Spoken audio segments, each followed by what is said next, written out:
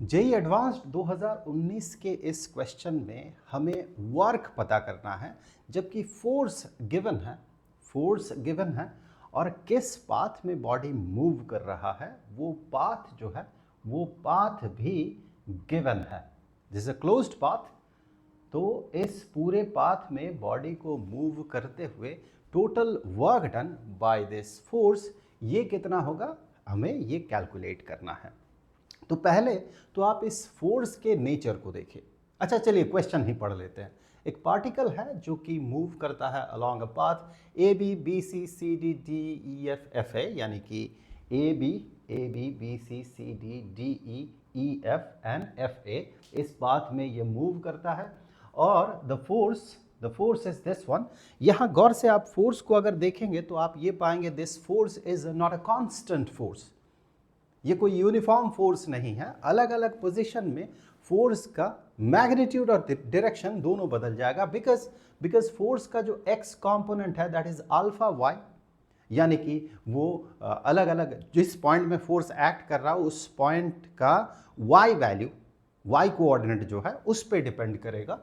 That's why alpha y i cap, यानी इसका x component है अल्फा वाई और इस फोर्स का जो वाई कंपोनेंट है दैट इज 2 अल्फा एक्स, यानी कि उस पॉइंट जिस पॉइंट में फोर्स एक्ट कर रहा है उस पॉइंट के एक्स वैल्यू पे वो डिपेंड करेगा उस फोर्स का वाई कंपोनेंट।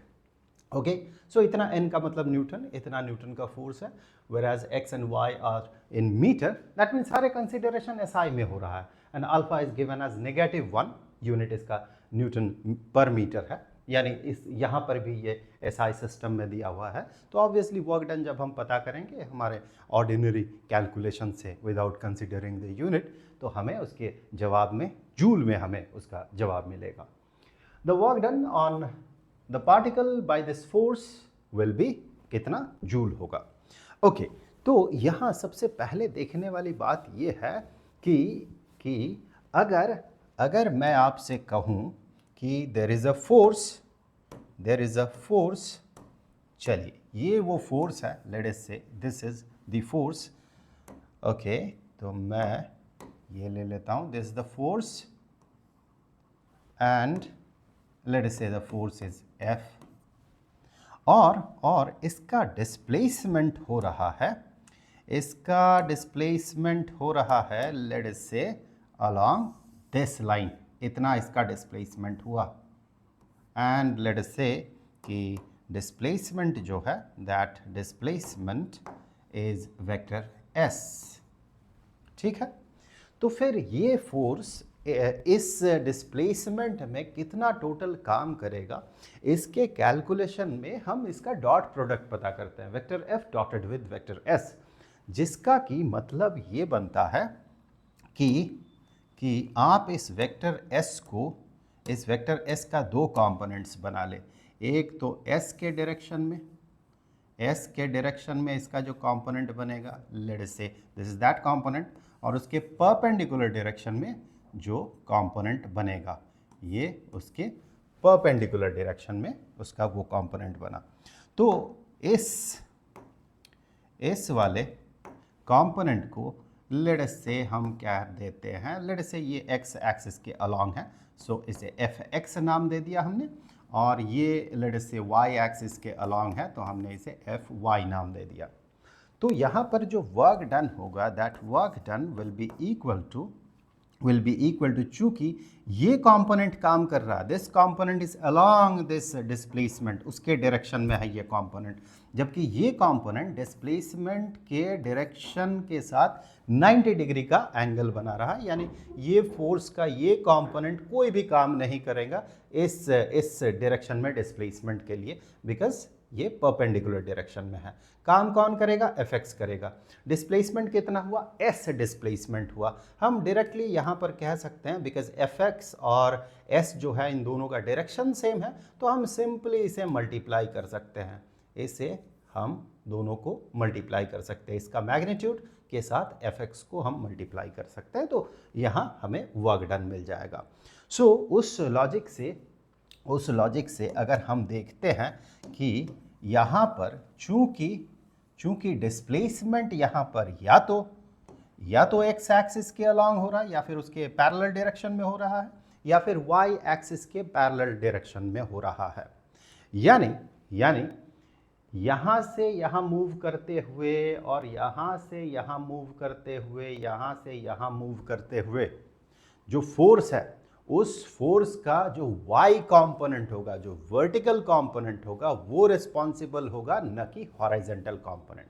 लेट अस से किसी एक जगह पे हम कंसीडर कर लेते हैं, किसी एक जगह पे लेट अस से कि यहीं की बात कर रहा हूँ, इस पॉइंट की बात कर रहा हूँ मैं। सो इस पॉइंट में लेट अस से इस पॉइंट में फोर्स हमें ऐसा मिला फॉर एग्जाम्पल। तो फिर आप देखें इसका जो x कंपोनेंट होगा वो इधर होगा, जो y कंपोनेंट होगा वो इधर होगा। तो यहाँ से यहाँ के डिस्प्लेसमेंट के लिए रिस्पॉन्सिबल y कंपोनेंट होगा, न कि x कंपोनेंट। x कंपोनेंट के साथ डिस्प्लेसमेंट 90 डिग्री का एंगल बना रहा है। सिमिलरली अलोंग दिस लाइन, इस लाइन में जब डिस्प्लेसमेंट हो रहा है तो फोर्स का x कंपोनेंट वर्क डन के लिए रिस्पॉन्सिबल होगा। सिमिलरली यहाँ पर भी x कंपोनेंट रिस्पॉन्सिबल होगा, यहाँ पर भी x कंपोनेंट जो है वो रिस्पॉन्सिबल होगा।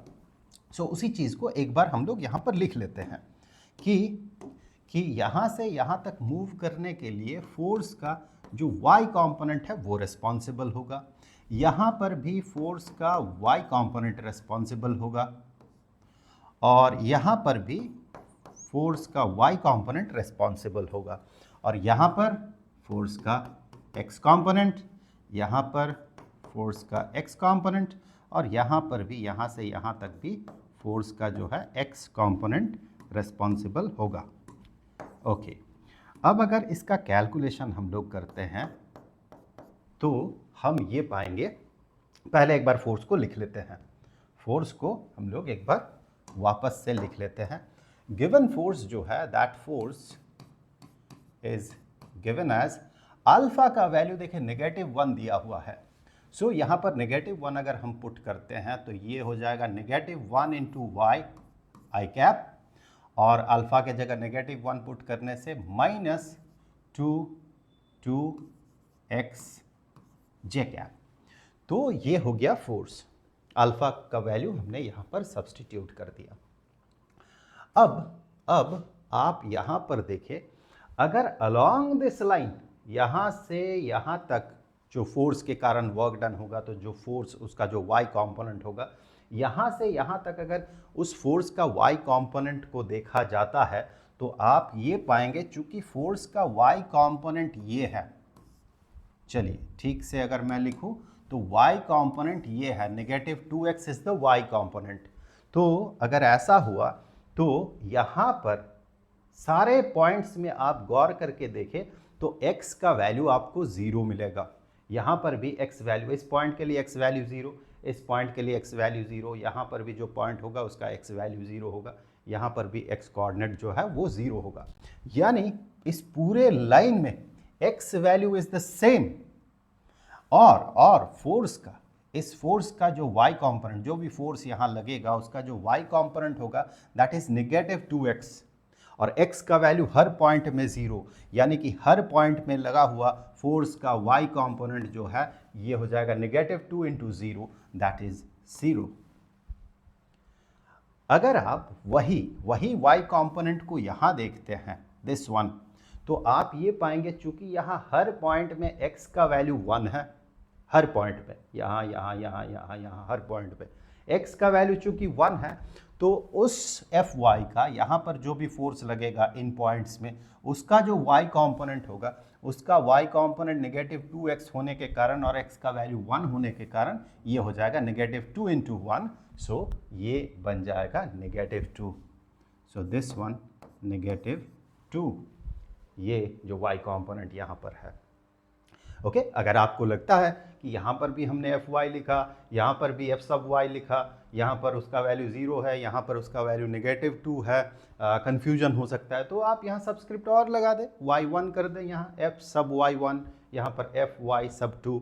सो फिलहाल ये इतना कॉम्प्लिकेटेड सिचुएशन है नहीं कि हम लोग सब्सक्रिप्ट 1 2 लगा के काम करें। This is a simple situation, उसकी ज़रूरत है नहीं कि आगे हमें इसे लिखने की ज़रूरत पड़े, कहीं इक्वेशन बनाने की ज़रूरत पड़े, ऐसा कुछ होगा नहीं। वेल और एक y कंपोनेंट आपको यहाँ पर मिल रहा है जो रेस्पॉन्सिबल है वर्क डन के लिए, वो ये यहाँ से लेके यहाँ तक हर एक पॉइंट का x वैल्यू अगर आपको 0.5 मिले तो यहाँ से आप पाएंगे कि उसका वैल्यू जो होगा y कंपोनेंट का अलॉन्ग दिस लाइन फोर्स का y कंपोनेंट का वैल्यू हो जाएगा -2 into 0.5. So -2 into 0.5 is equal to -1. So ये हो गया इस रेस्पॉन्सिबल फोर्स का, इस लाइन में वर्क डन के लिए रेस्पॉन्सिबल फोर्स का मैग्नीट्यूड. ओके, अब अगर यहाँ पर बाकी रह गया ये Fx, तो यहाँ पर अगर आप Fx का कैलकुलेशन करते हैं, अब हम लोग Fx का कैलकुलेशन करेंगे, यानी कि x component of the force and the x component of the force is -y. तो आप ये पाएंगे कि यहाँ पर अगर आप y वैल्यूज को देखते हैं तो हर पॉइंट का y कोऑर्डिनेट जो है वो 1 है, यानी कि अलोंग दिस लाइन जो भी रेस्पॉन्सिबल फोर्स होगा which is Fx x component force का, उसका वैल्यू हो जाएगा y के जगह 1 पुट कर दे तो आपको -1 मिलेगा. तो यहाँ पर that component responsible component is -1. Okay, यहाँ पर देखें y वैल्यू जो है that y value is 0.5 her point में, दैट मीन ये हो जाएगा -0.5. और यहाँ पर हर पॉइंट पे y वैल्यू जो है 0 है, जिसके कारण कि ये component responsible component of the force for work done ये जो हो जाएगा ये 0 हो जाएगा. अब यहाँ पर आपको ये कैलकुलेट करना है कि यहाँ पर 0 फोर्स लग रहा है. चलिए यहीं से कैलकुलेट कर लेते हैं जहाँ से शुरुआत है. सो यहाँ पर अगर फोर्स देखें तो फोर्स -1 लग रहा है, -1 मैग्नीट्यूड का फोर्स लग रहा है अलोंग दिस लाइन, जो रेस्पॉन्सिबल फोर्स है, जो फोर्स का जो कंपोनेंट काम कर रहा है. आई रिपीट, जो कंपोनेंट काम कर रहा है. ऑफ कोर्स यहाँ पर फोर्स का y कंपोनेंट भी होगा, लेकिन वो जो y कंपोनेंट है वो रेस्पॉन्सिबल नहीं होगा यहाँ वर्क डन के लिए, यहाँ से यहाँ तक के लिए. सो रेस्पॉन्सिबल फोर्स -1 का डिस्प्लेसमेंट यहाँ से लेके यहाँ तक अगर आप देखें तो ये डिस्प्लेसमेंट हो गया कितना का 0 और ये 1 0 1. सो डिस्प्लेसमेंट इज 1 +1, 0 से 1 तो +1 डिस्प्लेसमेंट. तो जब हम वर्क डन का कैलकुलेशन करेंगे, वर्क डन यहाँ से लेके यहाँ तक वर्क डन हो जाएगा force which is -1 into displacement which is 1. Displacement is 1. अब यहाँ से लेके यहाँ तक अगर वर्क डन आप देखते हैं तो आप पाएंगे कि force is -2 and displacement -2 force and displacement ऊपर से नीचे हो रहा है, मतलब 1 से 0.5 हो रहा है. So final position minus initial position displacement है. तो उस हिसाब से देखा जाए तो फाइनल पोजीशन 0.5, इनिशियल पोजीशन 1, यानी कि डिस्प्लेसमेंट -0.5, नीचे की तरफ डिस्प्लेसमेंट हो रहा. आप उस नज़रिए से देखें तो displacement is negative. So into displacement is -0.5. अब यहाँ से लेके यहाँ तक आप पाएंगे कि force is -0.5 and displacement is also -0.5, negative direction में हो रहा है. डिस्प्लेसमेंट कितना 1 और फाइनल पॉइंट 0.5, 1 से 0.5 डिस्प्लेसमेंट.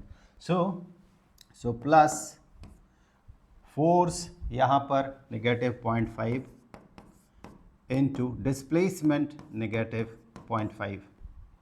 अब यहाँ force is -1 and displacement is यहाँ से यहाँ तक -0.5.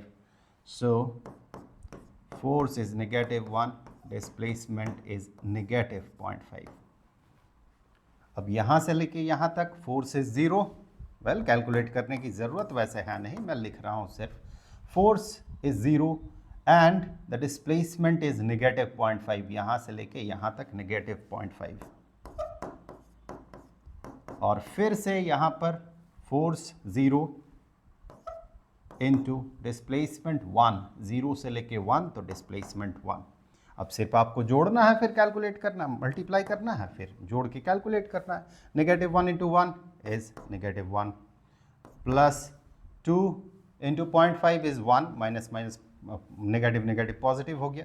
सो +1 यहाँ पर ये बन जाएगा पॉजिटिव 0.25 और यहाँ पर ये बन जाएगा पॉजिटिव 0.5 और यहाँ ये 0 और 0 0 और 0। अब आप यहाँ से ये जो है ये कैंसिल हो गया, +1 और -1, और कैलकुलेशन में आपको मिलेगा, कैलकुलेट करें 0.25 + 0.5 दैट इज 0.75 और यूनिट इसका होना चाहिए जूल, बिकॉज सारे कंसिडरेशन SI में हो रहा है। वेल तो इसे वैसे आप चूंकि यहाँ पर फोर्स का जो कंपोनेंट है फिक्स्ड है, कांस्टेंट है यहाँ से लेके यहाँ तक, तो आप वहाँ पर डॉट प्रोडक्ट भी कर सकते थे, क्योंकि यहाँ पर रिस्पॉन्सिबल फोर्स कंपोनेंट जो है ये फिक्स्ड है और रिस्पॉन्सिबल कंपोनेंट यहाँ से यहाँ तक भी फिक्स्ड है, तो आप डॉटेड भी कर सकते थे यहाँ पर। और एक बात यहाँ गौर से देखने वाली एक और है कि यहाँ जो फोर्स है ये फोर्स कंजर्वेटिव नेचर का नहीं है, इसीलिए क्लोज्ड लूप में बॉडी को मूव करवाया इस फोर्स ने, लेकिन अगर कंजर्वेटिव फोर्स होता तो यहाँ पर वर्क डन 0 होता, बिकॉज क्लोज्ड लूप में जो कंजर्वेटिव फोर्स होता है वो वर्क डन 0 करता है। यहाँ पर ये ऑब्वियसली कंजर्वेटिव फोर्स नहीं है।